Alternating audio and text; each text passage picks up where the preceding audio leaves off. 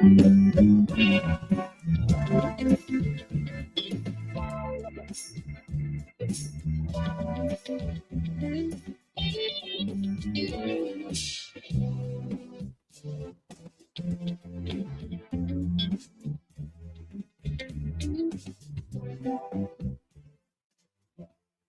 welcome to another edition of Unity in the Community. I'm Ernie Floyd. The Unity in the Community show embraces the city with its diverse cultural communities, the music, the arts, and healthy lifestyles. And today we're going to be talking about something really special. It's a pastime from America's cuisine. One of the American cuisine pastimes, something really basic and simple, is bread, jelly, peanut butter, and I love that. And then it comes maybe the hot dog.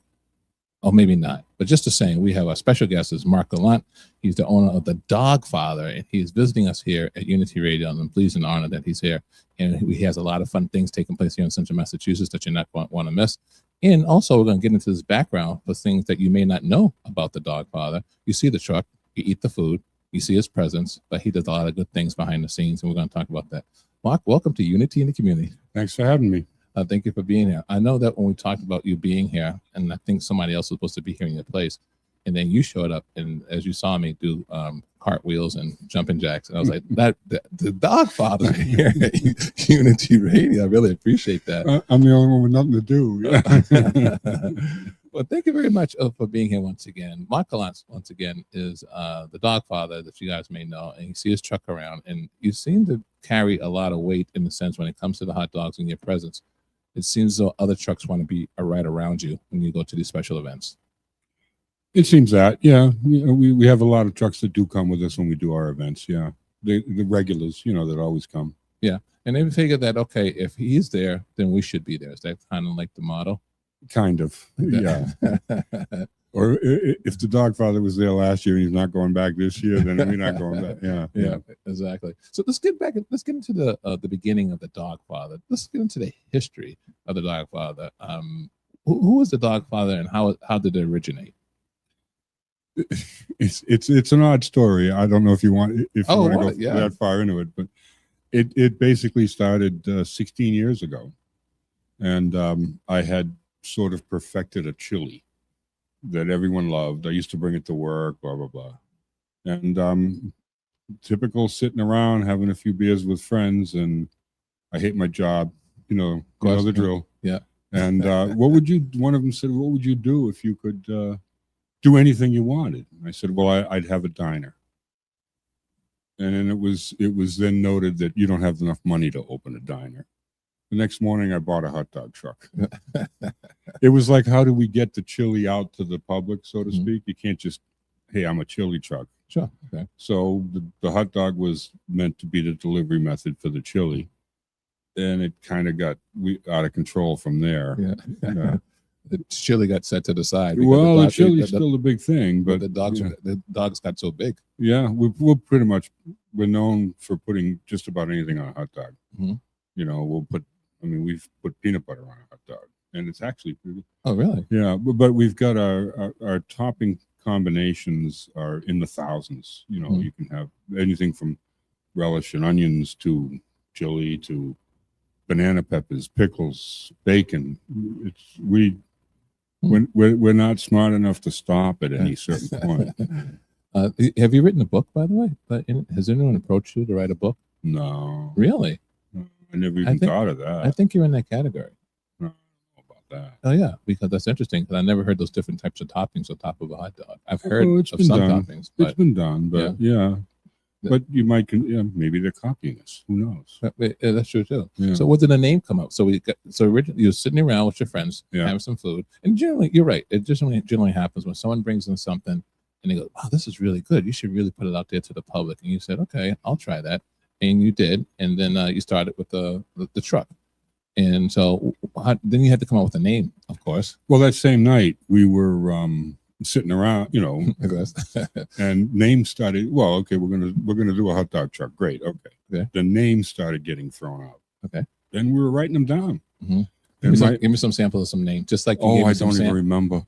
Make it up. For instance, you said that they put peanut butter on hot dogs. They put all kinds of different condiments on hot dogs nowadays. So let's make up some names and potentially what was thought of back then. What you say? I think we might have had Diggity Dog. Okay. A lot of them were kind of silly names, okay. you know. And at the time, my son, who would have been probably in his teens, was there. He wasn't drinking. Okay. And he threw out, just on a whim, Dogfather. Mm-hmm. And that was it. Right. It stuck. That night, we even had our original, we call them extreme hot dogs. We had our original hot dog, which was called the Dawn. And it's got, it's obviously got the chili and Parmesan cheese and mustard.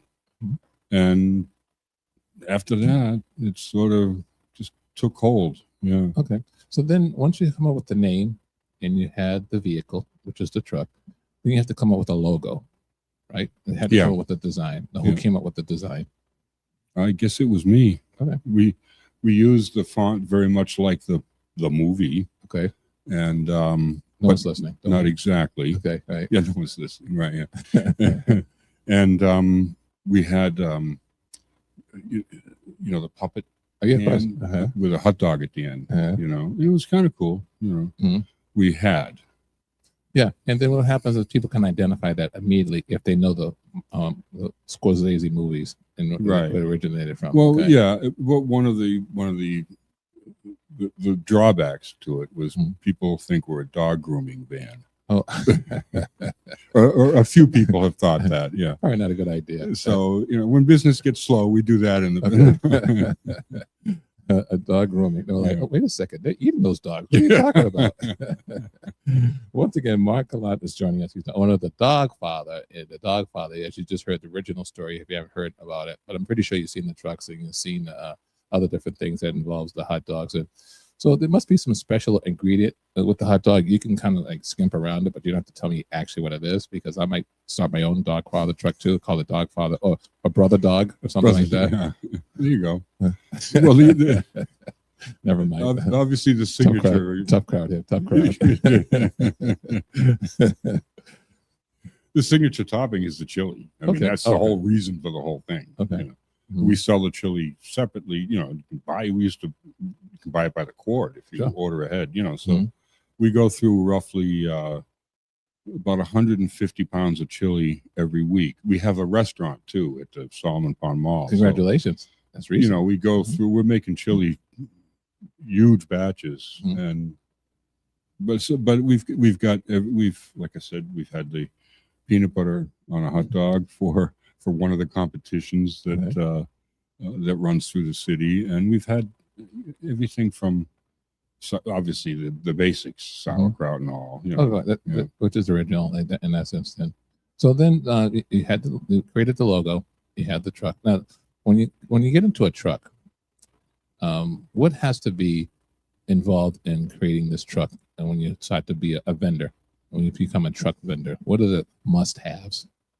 Well, obviously, you've got to have whatever cooking equipment you need in the truck, but licensing and permits, you know that. Of course. And of course, I'm going to have a hot dog truck. You know, I'm going to open it up on the side of the road, and people are going to line up, and I'm going to be rich and all this stuff. Yeah. And then you go down and you realize, I need that permit, I need this permit, I need that one, and before you know it, you're permitted out. You're permitted out. Yeah, we pull, I'd say 35 or 40 permits a year, because everywhere you go, you got to pull a new permit. And so one permit is not like a blanket contract? We're trying. We've been working to try to get that from Massachusetts for years. Right. We've gone to meetings, we've presented stuff, but it's a tough sell. Right. So you get a permit in Worcester, but if I decide I want to go to Shrewsbury, I got to get another permit. I got to go to Spencer, I get another one, and every time you get a permit, you get inspected. Right. So food trucks, everyone says, "Oh, they're horrified. Oh, you get sick off a food truck." I got to tell you, a restaurant, if it's lucky, gets inspected twice a year, maybe once. A food truck is inspected constantly. So that's where the big drawback is. You can have the truck, you can have all your equipment, but until you realize all the little details, it's tough. So your experience, the way you travel, because you travel all around central Massachusetts, so you've been to a number of different code departments, of course, and each one is not the same per se. There's a general consensus in reference to the inspection, but each town has its own little extra for whatever reason when it comes to food inspection. And since you've been to a number of these towns, you've been inspected by a number of these towns, you pretty much know what to expect when you attend and you open up shop in a number of these towns. Oh, yeah. Yeah. I mean, obviously there's a Massachusetts food code and they all adhere to that. Okay. But each town oftentimes will have an additional, an add-on that, oh, no, we don't want that. We want to make sure this is done differently or whatever, or they want a higher level. And that's fine. Of course. Mm-hmm. But unless you know, when you go there, you can risk getting rejected, you know? Right. So there's a lot of research involved, you know? So you're saying you should know this before you arrive there, or if you do arrive there and they do the inspection, sometimes you're racing against time because you're trying to get prepared for an event. Mm-hmm. And so with that being in mind, you just don't go the day before, obviously. You try to get there ahead of time. Well, sometimes certain municipalities will make us go down a week ahead of time for a pre-inspection. Sure. So sometimes we have to do that. It depends on, again, which way you're going. Yeah. But when you apply, you have to apply for the permit well in advance. So when you apply for the permit, they'll tell you, well, okay, this is all that you have to have. But by the way, you know, that kind of thing. Yeah, there's always the by the way, which always gets a lot of people. And sometimes it's kind of like getting up at the plate and you're swinging, right? And some people don't get that by the way in time to be ready for the event. And it must be discouraging for a true food truck owner who's not really familiar with the game, if you will. You go in there, and if someone just says, hey, I want to do a food truck too, let me get out there. It seems simple. It looks simple. It looks like a great idea. I might not like my job either. He did it. They did it. Let me see if I can go do it. And they realize when they get out there, it's a lot more than what they expected. Yeah. It can be daunting. You know, a lot of them, they say, oh, if the Dogfather can do it, geez, anybody can, you know? Mm-hmm. And, but you know what? You develop relationships over the years and you get to know, and then the food truckers help each other a lot. Mm-hmm. So if you get a food truck there that his sanitizer strips are outdated or whatever, there's someone that's always going to help them. Mm-hmm. So it's very, very rare for a food truck to be turned away from an event.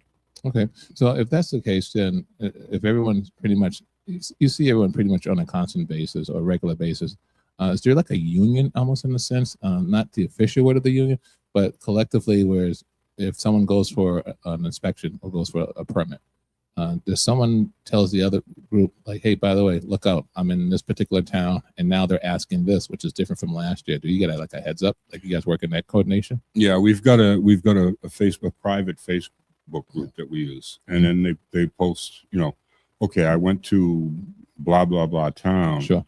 And, oh, they were asking for this and that. And they said this. And of course, they'll offer advice. Other trucks will say, well, all you're going to do is bring this along or whatever. Or the rest of the other trucks now know, oh, well, I got to be more prepared for that town. Right. And how do you find that to be a situation where everyone's working together, whereas generally you think that on a natural, everyone's kind of competing against one another? But in this particular sense, you're saying that everyone's looking out for one another. How does that make you feel? It's good. I mean, obviously not everybody plays by the same rules and everyone has a different set of rules, if you will, but it's a good feeling, especially when we run a base of operations. We've got 35 food trucks that use our warehouse. And they're all coming in always, you know. Oh, this doesn't work. What do I do about that? Do you know a good plumber? Do you know? So we're all kind of helping each other in a way. Okay. All right. So Mark Gallant's joining me. I'm Ernie Floyd, and you listen to Unity in the Community. And he is the owner and operator. He is the Dogfather of Central Massachusetts. So when he comes back, we're going to continue this discussion about the Dogfather and other things that you wanted to know but didn't know or wanted to ask. It's all going to take place right here on Unity in the Community with Ernie Floyd on Unity 979, Worcester's Community Connection.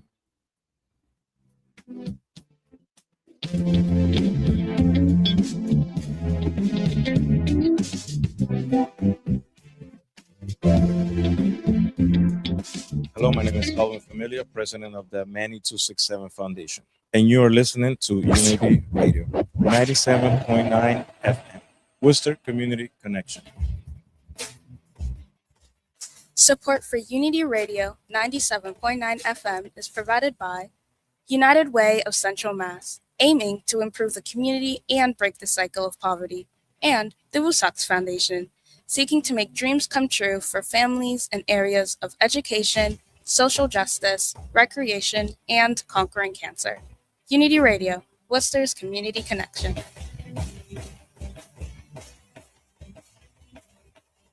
Unity Radio is streaming at WUTY979fm.org.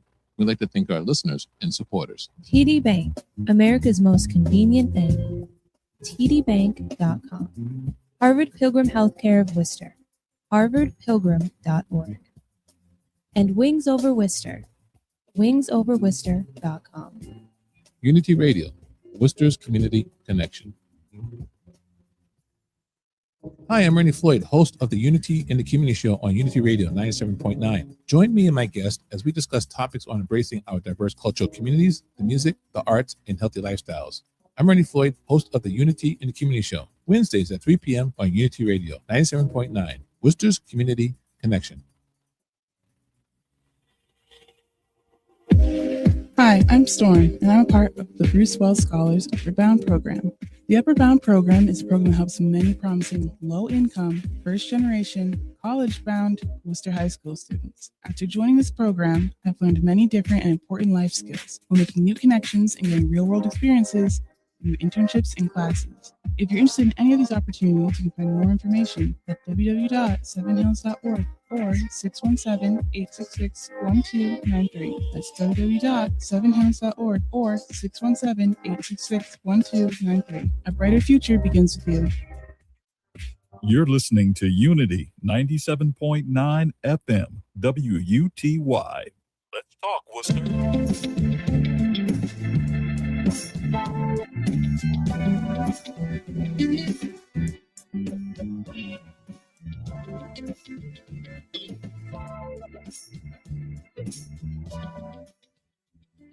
And once again, welcome back to Unity in the Community. I'm Ernie Floyd. The Unity in the Community Show embraces the city with its diverse cultural communities, the music, the arts, and healthy lifestyles. And joining us is Mark Gallant. He's the owner and the operator, CEO, and all of the above. And when it comes to being the Dogfather, it's an honor and a privilege that he's here visiting us here at the studio. And we're gaining all this information from behind the scenes that I think obviously some people know, but the average customer doesn't know. They think that, okay, you're just a truck pulling up at the event. Oh, there's a Dogfather. Can't wait. Get in line, purchase the dog, and that's it. But you have a major operation that extended, as we mentioned earlier, gathering out, having some drinks with your friends, and oh, this chili is incredible, right?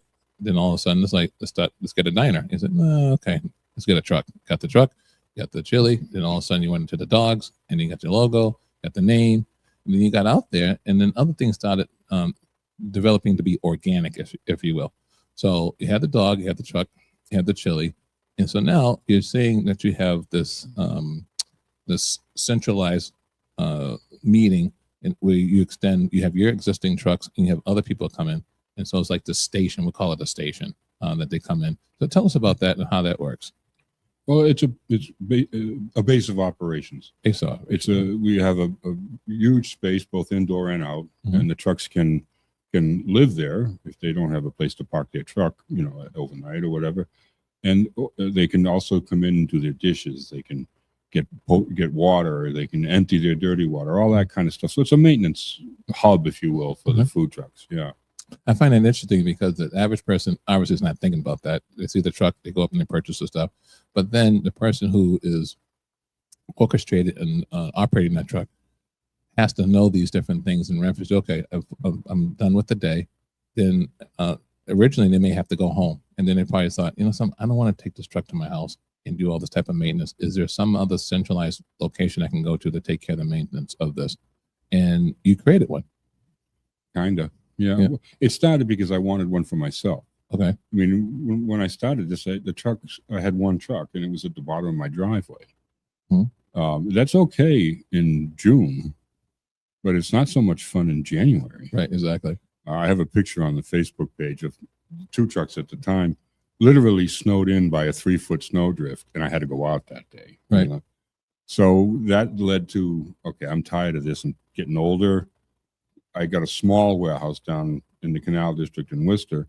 Mm-hmm. And then somebody said, gee, can I kind of hang out there? And then before you knew it, we outgrew it and we had to move to the big space. There was a demand point. You're right, because all of our driveways are only so wide, and if you have this big drift and your truck is at the base of the driveway and you're trying to get out to take care of other business, like looking at this big huge mountain there, Mm-hmm. and you're like, okay, enough is enough.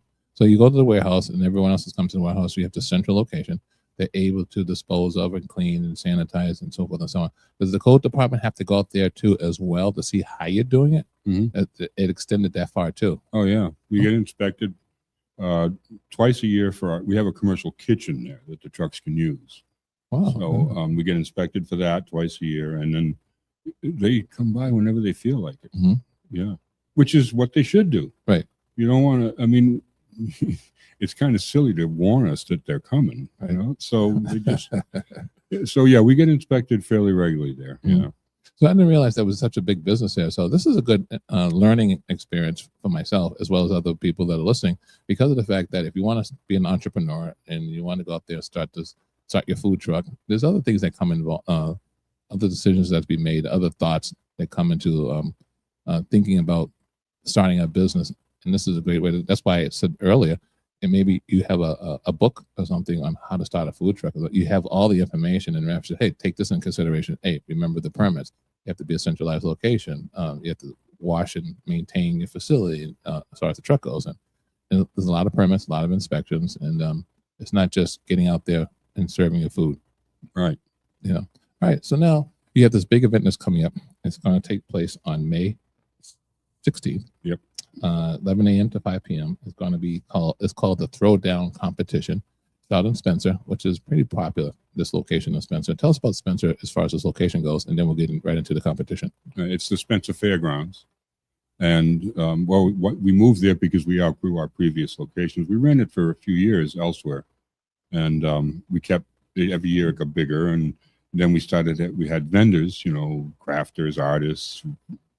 And it kind of got a little bit out of hand. It got too big. So we moved there because it's perfect. Mm-hmm. It's massive. It's the Spencer Fairgrounds. Yeah, of course. Yeah. So wait a second. So this is your event?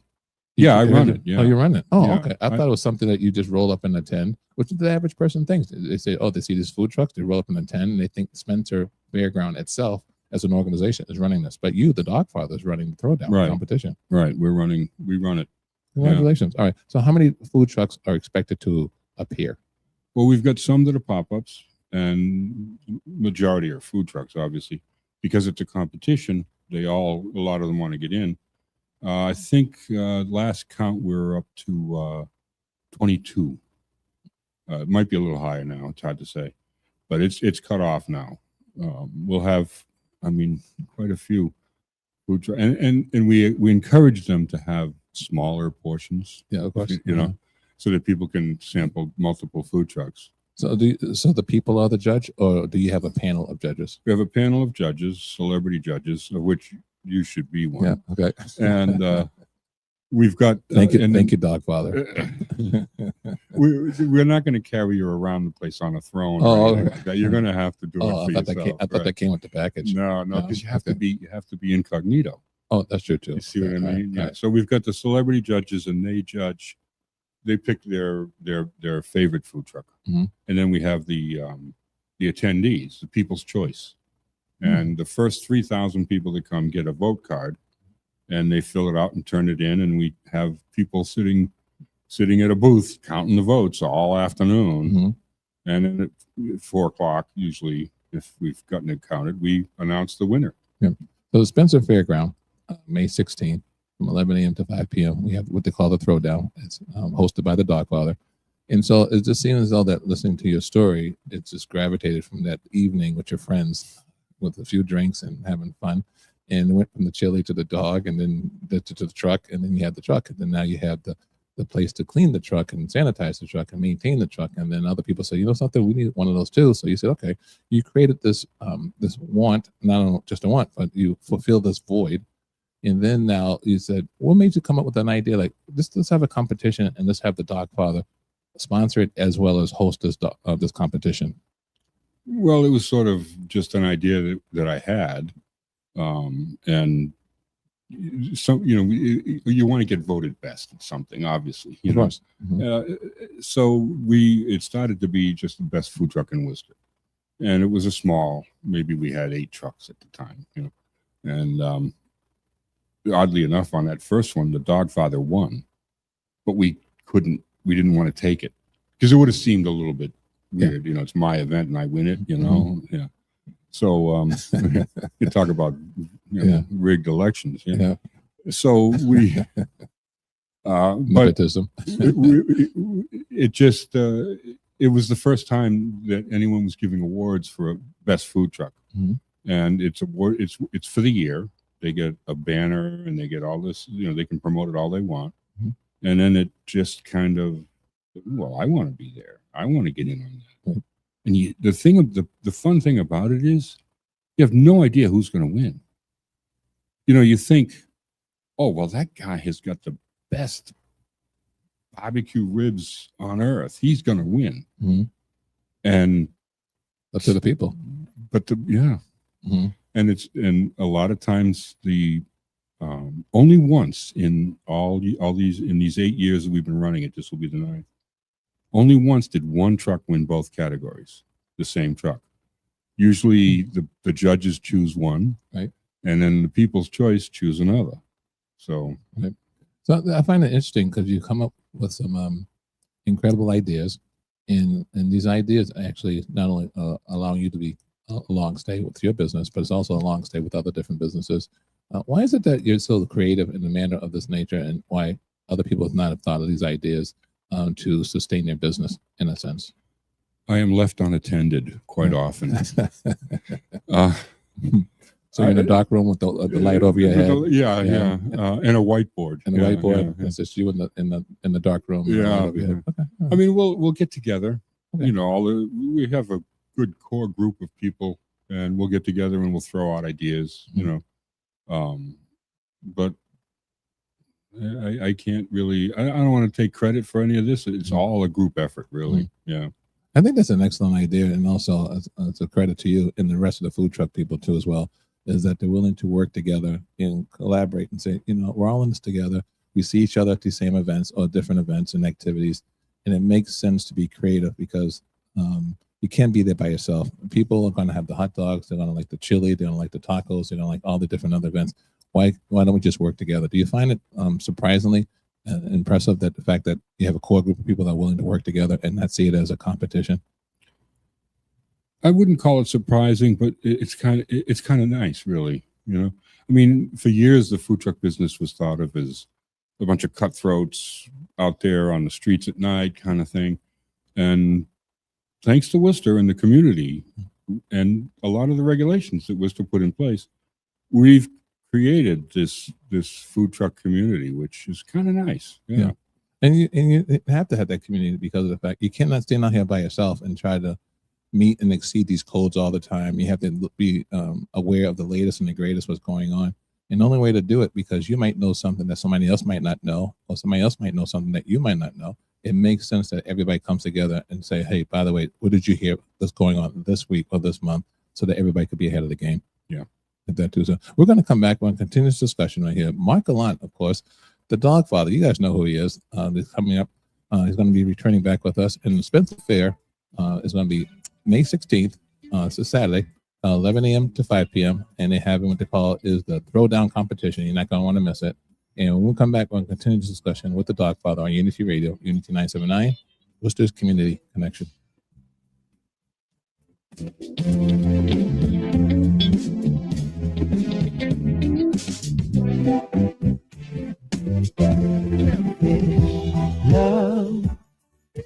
Hey, this is Ricky Duran, and you're listening to Unity Radio 97.9 FM, Worcester's Community Connection. Looking for a meaningful way to engage with your community and make a difference? Volunteer with the Massachusetts Senior Medicare Patrol Program and help prevent Medicare fraud. Visit masmp.org. This project is supported by a grant from the U.S. Administration for Community Living.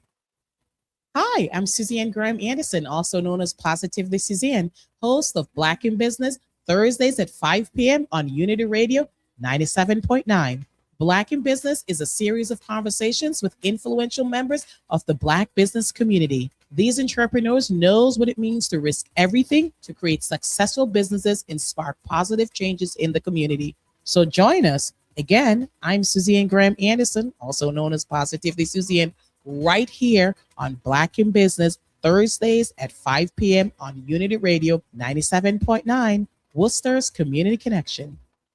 Over the years, you've brought them into your home. You were prescribed opioids after the C-section and after Dad's back injury. They helped when you were in pain, and you held on to them just in case. But did you know holding on to unused opioids puts your family at risk? Trouble with opioids can start at home with unused medicines, such as pills, patches, and syrups. You can remove the risk and protect your family. Find out how at www.fda.gov/drug disposal. At KivaCenters.org, we believe every story matters and healing starts with being heard. The Kiva Centers are here to explore the paths of mental health, recovery, and wholeness with you. Visit KivaCenters.org, a statewide leader in peer-led support and recovery services, from Worcester to Western Mass. More information is available at KIVACenters.org. Kiva is lighting the way forward. What's up, Central Mass? This is Angelo Gray, and we want to thank you for all your support. And you're listening to Unity Radio 97.9, Worcester's Community Connection.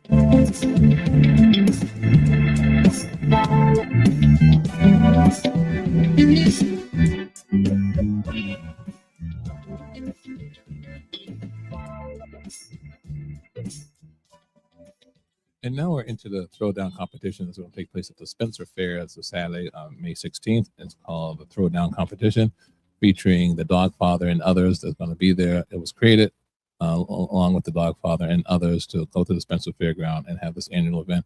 Mark, Gallant, once again, thank you for joining me on Unity in the Community. And the Spencer Fairground obviously is in Spencer, right? Okay, that makes sense. That's the name. Yeah. Okay, there you go. And then when you're in Spencer and you're at the fairground, what should people expect and why should they go to the throwdown if they're not familiar with the throwdown competition? Anyone who's into food trucks or good food, that's the place to be. It's all about the competition, and every food truck is trying to impress you over the next, because they know you're not going to eat from one food truck. You're going to hit 2 or 3 or 4. The poor judges. I got one judge that's eaten off all the trucks over all these years, and then we find him lying in a pool of sweat. But it's so they're all trying to impress, and they're all trying they're putting their best foot forward. So you're going to get the best chance of getting the best food from a food truck. Yeah. Are you impressed with the audience too as well? Because when it comes to food, depending upon what the nature of the cuisine of the food, you generally have a certain audience, but at your events, it seems like it's every age imaginable that attends these events. Oh yeah, every age group, you see everybody. A lot of families. We have carnival games so they'll come for the games. You see the kids carrying these big prizes that Dad tried to win, but the kid probably won it. We've even got a tractor pull this year. Really? Okay. We had wrestling a couple of years ago. This year we've got lawn and garden tractors pulling weights. So it's all about the competition. So there's a lot of entertainment. There's a lot going on. So it's just a plain lot of fun. Yeah. Well, that's what I was mentioning to you earlier off air, was the fact that you came up. It's amazing how you came up with this one idea collectively. Okay. And it was the name, and then it was the cuisine was actually the chili at the time, and then it became the dog. And then you had the truck. But look how it evolved. Generally, when you evolve as a business, you're trying to evolve as a business when it's catering to yourself, and send it to yourself. Is one of the ways to stay alive, if you will, in the business. But you did it in a way not only for yourself, but you also did for others, which is kind of unique in a sense, I think. Yeah, but I think I don't want to come across as a humanitarian here or anything like that. I mean, it's a need. Then you answer it. It's simply that. It's not, and it's a business model too. We call it, that division of the company is called Woo Trucks. Woo after Worcester. Of course. And food trucks. So it's Woo Trucks that runs these events. but it's Dogfather vending, DBA, Woo trucks. It's all part of the main package. Yeah. Now, speaking of that, you have a number of other trucks. You have the Dogfather, of course, everyone knows for. But what other trucks do you have that people don't know and realize that you operate as well? Well, we've got the Mac Daddy, which is a mac and cheese, gourmet mac and cheese truck. Okay. With, again, similar toppings and so forth, pulled pork, bacon, jalapenos, all that, you know. We've got Easy Street tacos, Easy Street baked potatoes. Yeah, okay. Popular items. We've got a beer truck, Stein and Vine, beer and wine. That will be at Throwdown on the 16th. Is that part of the competition, or there's as a service? Because too many people would probably vote for that. It wouldn't be fair, but it will be there. Yeah, and we've got a nacho truck, a cheesecake truck. It just keeps whatever the need is. You know, we got our latest one is the donut lab. Where did that come from? I was left unsupervised. Okay, yeah, right. In that same room. Okay. And and the people on the truck wear lab coats and goggles, and it's you built your own donut. Okay. So it's got a list of toppings, everything from whipped cream to syrups, you name it. And they get these donuts that are just packed with toppings. Yeah, you can't eat it. You got to eat it with a fork. Right. Yeah. Do you find it amazing that you come up with these ideas collectively with your not only by yourself, but with your group of friends, and it's popular? You would think that obviously you want it to be popular, you want people to enjoy it, but do you find it surprising that people do versus like, oh wow, I tried this and it didn't work, but every time you tried something, it always worked? Well, I wouldn't say everything I've tried has always worked. I've had some colossal failures, but if it comes to food, let's face it, I'm a fat guy, so I'm gonna come up with something that might be popular. But yeah, we've you don't just start a truck and it's usually Mac Daddy's a good example. The first year that we had that truck, it just wasn't working. It just wasn't working for some reason. Now we can't keep it. We can't keep enough. We can't carry enough on the truck to meet the demand. And why is that? In case somebody else is trying to start something and they say they have this great idea and they go out with their truck and it's either hit or miss. Okay, we'll say in this particular case, you just mentioned it was a miss, and then later on, it became a hit. And why is that? We just kept going. We knew we had the right product. We knew it was good. The thing is, people when they mac and cheese, it's craft, it's out of a bar. It's what I feed my kids at night, But we knew we had a hell of a product, and we just kept beating away at it until it finally stuck. So all the trucks have a reputation. All the trucks are very well known, and they're all more or less pulling their weight in a sense. Yeah, yeah. We keep really close watch on all of them, and they all do okay. They're worth keeping. Okay. Yeah. All right. Now, what if somebody wants to start a food truck? Will they come to you to say, "Hey, by the way, I want to be part of the union"? That sort of stuff. Yeah, a lot of them. Okay, I want to start a food truck. Then they start with going to the Board of Health in their city or town, and what I got to do. And the first thing they tell them, you need a base of operations, because that's the Massachusetts food code. Okay, and it's got to be an approved commercial kitchen area. And then they go, what's that? And the Board of Health generally tells them, okay, call Mark. Exactly. And then you'll do all the work and explain it. They come in usually, and they look around and they're kind of like wide eye. Yeah. And then myself or Robert, who will educate them, kind of, and try to talk them out of it. Yeah. You could tell when someone's walking in your lab there, in just how they just walk in and how they're looking around and you can tell they're green, right? Oh yeah, you can tell right away. Yeah, So what's the future of food trucks that you see? We understand how you started it. Once again, Mark Gallant's joining us, and you want to see him, you want to experience it. Go to the Throwdown competition. Food trucks is going to take place May 16th. 11 a.m. to 5 p.m. You're not going to want to miss it. It'll take place at the Spencer Fairground, Spencer, Massachusetts. And Mark, now that you've established the trucks, you pretty much got a good rhythm there, and you're all around Central Massachusetts. How far do you go outside of Central Massachusetts, or you just send it mostly in Worcester, but then you kind of fringe out to the small towns as well? We stay close to Worcester. Mm-hmm. It's our center kind of thing. We've got a new event coming up this year for the first time in Merrimack, Mass, which it's a good little over an hour away. But the town, it's 150th anniversary. It's a big deal for the town, so we couldn't say no. And that's about as far as we'll go. A lot of the food trucks that I know that are in the in my group or whatever, and they'll go to New Hampshire, they'll go to the Cape, they'll go. My trucks and myself are getting too old for that. It's a long haul to get out there for one event. Yeah. So you have this big event taking place coming up in Merrimack. And how's it an honor? Whereas people are calling you at these special events and say, "Hey, can you come here and attend our event?" And then they open up, or they roll out the red carpet, if you will, and they'll make sure that your trucks and your trucks are there. We'll say, because you have about 6 or 7 of them, right? Different cuisines, 5 is? We have 7 of our own cuisines, okay, plus the beer truck.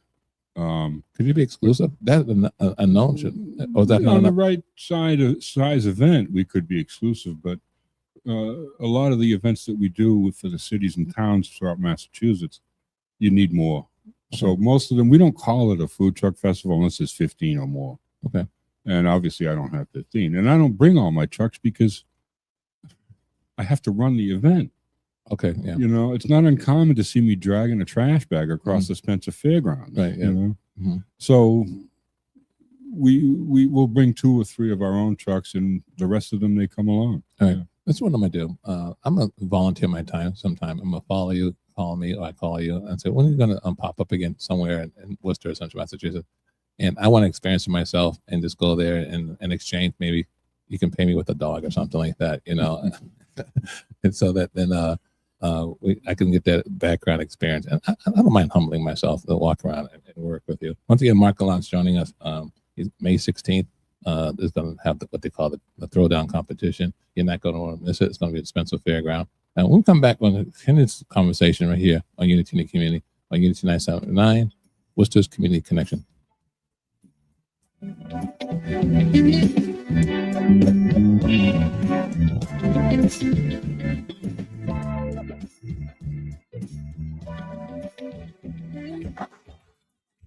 Unity Radio.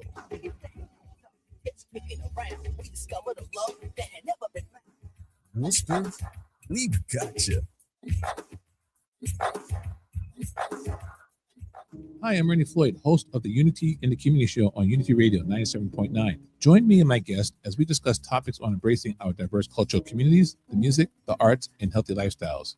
I'm Ernie Floyd, host of the Unity in the Community Show, Wednesdays at 3 p.m. on Unity Radio 97.9, Worcester's Community Connection. Activa la radio y Unity Radio 97.9 FM te invitan a escuchar el bloque latino todos los sábados de 7 de la mañana hasta la 1 de la tarde por los 97.9 FM en la ciudad de Worcester.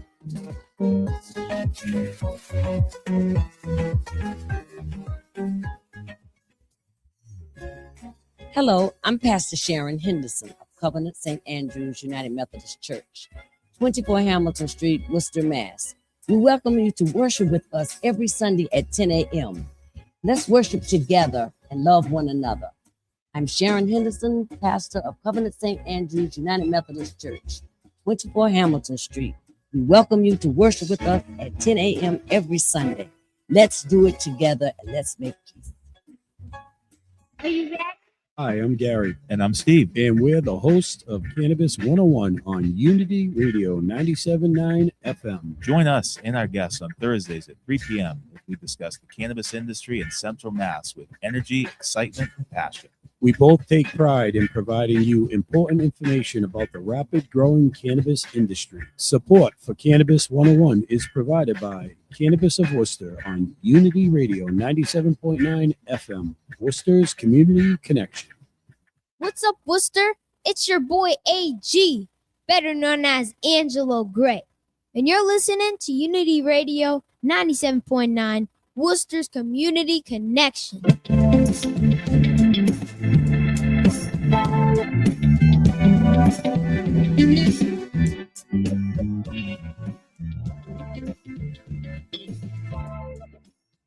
And once again, joining me is Mark Gallant. He's the owner, CEO, and the founder of The Dogfather, which is a food truck that travels throughout Worcester in central Massachusetts. There's a special event taking place at the Spencer Fairgrounds. It's going to take place May 16th between 11 a.m. to 5 p.m. You're not going to want to miss it. It's on a Saturday, so hopefully the weather will be great. And you guys are familiar with Spencer Fairground. I've been there. You've been there. Everybody's been there.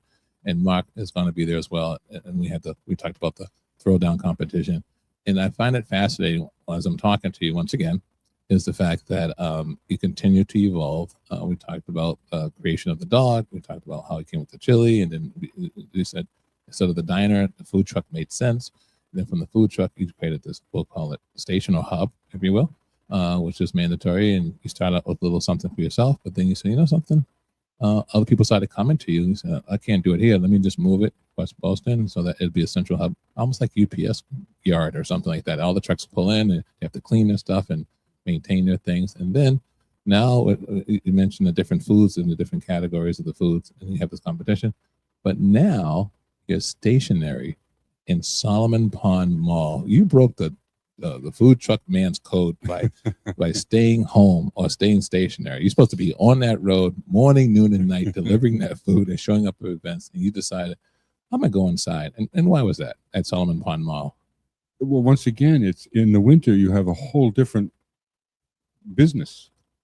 I mean, nobody parks a food truck on the side of the road except for me all winter long in my old site. It's your business is dramatically lower, and you kind of start thinking about, I want to be warm. Mm-hmm. And right, that's true too. Yeah, so we were at a gig at the Solomon Pond Mall. They had food trucks out back one time, and I fell in love. Yeah, it's a great mall. Yeah, malls are dying and all that stuff, but they've been saying that for years. But it seems they're still going like that. So, but you've been in so many different other malls and other different locations, and you could have probably went inside other different venues as well. But something attracted you to Solomon Pond Mall. I think I walked by there a while ago, and I saw it in the print being advertised. I was like, "Is this the same organization, or is this the same a restaurant or the same cuisine that's being served at Solomon Pond Mall under your name, The Dogfather?" And I was like, do people find it surprising that, oh, you're inside the mall? Oh, yeah. Mm-hmm. A lot of people will. We just had a thread on Facebook just the other day where, did he close his trucks? Are his trucks still out? You know, that kind of. So yeah, people do find it surprising that we've got it's not a restaurant. I mean, it's in the food court, right? Sure. You know, Mm-hmm. but we've got the largest of the spaces there. It's the old Burger King at the Solomon Pond Mall. Yeah, right there in the corner there. To this day, we still get people. You got burgers? Yeah. You tell them to read the sign? Yeah, we do. Yeah. Okay, there you go. And they look up there and they realize that, okay, it's hot dogs. Yeah. Get that. So how do you like the location overall? They got the merry-go-round in the center court there. Is it still there? Yeah, still there, still operating. I love it. Yeah. And the mall, the people that run the mall are very, very proactive. They always have events going on. Mm-hmm. Like this Saturday, there's a sports card event. There's probably 100 and some odd sports card and Pokemon and all that stuff downstairs at the mall. Mm-hmm. So, and they all filter up. They bring the family. The merry-go-round is going constantly. You know. Yeah. It really is a fun place. Yeah. All right. So you've evolved in a number of different items that we talked about, which I find pretty incredible, and I think the listeners find it as well.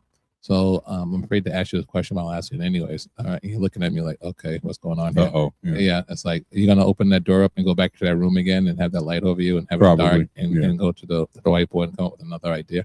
Or you're out of ideas and you're satisfied on the status of the Dogfather empire right now? I can't. Oh, boy. Yeah, there's a few things on the burner. Okay. Yeah, we've got a whole different idea, but we can't really go into it. Yeah, you can't share it with me. Can't. No, okay, all right. No, it's you know, it's to tie me up if you tell As me. a matter of fact, when I was doing Solomon Pond Mall, mm-hmm. no one except two people that work for me knew about it. No one. Really? I didn't tell anybody. I told them, and then they told me I was an idiot. But I kept it secret the whole time. And then when I signed the lease, I sat everybody down and said, guess what? And that was back in November or October, actually. And we opened that place in 3 weeks. 3 weeks. Thanks to the city of Marlboro and the Solomon Pond Mall. They were incredible, like helping us. Yeah, they're great hosts. Inspections and, all that. And, getting it retrofitted to our needs and so, yeah. So it's amazing when people want you, huh? What they'll do. Well, give me a check and you can come, yeah. It's like, yeah. Exactly. The Solomon Pond Mall has been the mall for a long time. It's always evolved over the turn of the century, and represents all different corners of the mall. And like anything else, they have to evolve too and come up with great ideas. So you went to them and with your ideas, hey, I'm interested in coming in here. I believe potentially they may have known about you in some sense, or they didn't know about you as far as that staff goes. The localized staff at the mall did know of us, yeah. I don't want to say they were excited that we wanted to be there or anything like that, but they were very, very receptive. Obviously, they've got a vacant spot. Yeah, they want somebody in there. They want somebody in there. So yeah, they were really, really receptive. And once we started telling the general public what was coming, they're like, huh? What? Hot dogs? What? And we've had a blast up there, really. Yeah. Now, do you do any special promotions there by any means, or you just kind of like open up as a Dogfather? But do you complement the food court by doing special activities and events? Which you can do something similar to what you did or doing at Spencer Fairground, which is coming up on May 16th. Once again, ladies and gentlemen, the throwdown competition hosted by the Dogfather at Spencer, Mass. Have you taken over the food court and offered some activities? Oh, you're smiling. No, okay, we haven't gone that far yet. Okay, all right. That may be one of the things we can't talk about. Okay, I knew. Okay, all right. I'm looking at you, gleaming over that. So I knew something was coming up. We don't know. I mean, let's face it. The mall has been sold. Everyone's talking about it. Okay, but nothing is happening. There's a long time before anything. And people are still going to the events and patronizing the mall. So we're having a lot of fun. And maybe there will be some events coming up that we sponsor at the mall. Okay. Now, for instance, in the mall, they used to always promote the movie theater. Is the movie theater still there? Still there. Okay. Yeah. Can you show movies or type of somethings featuring in the food court? It's really not set up that way. I don't see it. Yeah. Okay. Yeah, they've had karaoke there. They've had they had animals. They had a zoo a couple of weeks ago in the food court. Okay. Obviously, it was a little petting zoo. Good. They weren't on the menu, right? No, they weren't. Okay. No, we were kept away. Yeah. Once again, Mark Gallant's joining me, the CEO, the founder of the Dogfather, and you took an American cuisine and you really expanded it. And I want to congratulate you on doing that. It came with a simple idea. And you encourage other people. That's how American dreams are made. Just have an idea, and of course, it's a lot of work. So you've accomplished a lot, and with your team, and congratulate to your team too as well. And well wishes for those guys. So, what's the future of the Dogfather? And you mentioned something's coming around the horizon, but overall, what you would like to accomplish when it's all said and done? I really encourage someone to write a book on you and write a book about this American treasure. I would say. I don't know about. I don't think it's that big a deal. I really don't. No. Okay. But I'm sincere though about this. Well, then you can start writing. Okay. I can start writing. Okay. Here we if go. I write the book, it's going to be filled with expletives and crazy ideas, so we can't do that.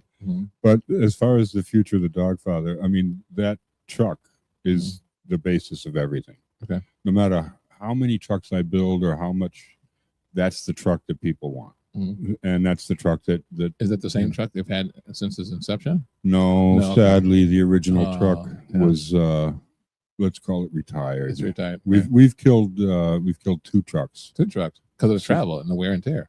Well, yeah, the original truck was a 1984 with 186,000 miles on it.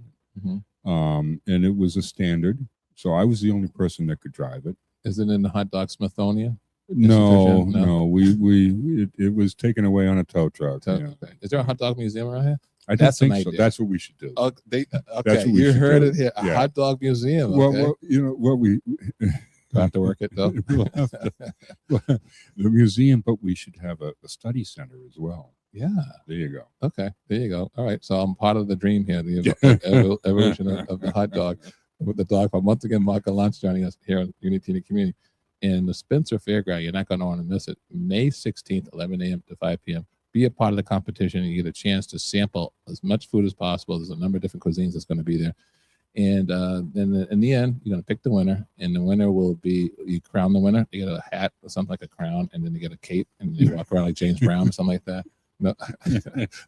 Don't say stuff like that. Don't say stuff like that. Okay. No. No. A few years ago, I mean, they get a big banner. A banner. And Okay. it's Close. And it's a big deal. You know, the pictures and we all. But a few years ago, I was online and I stumbled upon a website that makes wrestling belts. Okay. Yeah. You know, like the wrestlers Mm-hmm. wear. And I had belts made up against my employees' wishes. And I was walking around going to all the trucks at the lines, holding the belts up over my head, yelling, like to help them win this, win this, you know. So yeah. Now you sell those belts, don't you? No, we had it just a 1 year. That was it. Yeah, right. It's a collector's item. Yeah, now it's a collector's item. There's only two in existence. Those belts. Well, thank you once again, Mark Gallant, joining us. He's the CEO, founder of The Dogfather. Once again, Spencer Fairground is going to take place May 16th. That's a Saturday, 11 a.m. to 5 p.m. Go there, get there early, because usually when you're around, there's a lot of people that get there, and you want to get there early because of the fact that you're having this throwdown competition, and it's going to be a lot of cuisine there, multiple different types of cuisine there, and it's going to be fun for the whole family. Yep. Anything else? That's it. Get there early, though. Only the first 3,000 people get a vote card. Oh, okay. Because we get tired of counting after 3,000. That's true, too. All right. Once again, Mark Gallant was joining us here on Unity in the Community. Don't forget that hot dog museum, okay? Keep that in the back of your pocket when you go back into your room. And the university. Don't forget that. Hot Dog University. You heard it here first, folks. Once again, Mark Gallant, the Dogfather, is joining us, and he's going to be at the Spencer Fairground May 16th, 11 a.m. to 5 p.m. And you've been listening to Unity in the Community with Ernie Floyd on Unity 979, Worcester's Community Connection.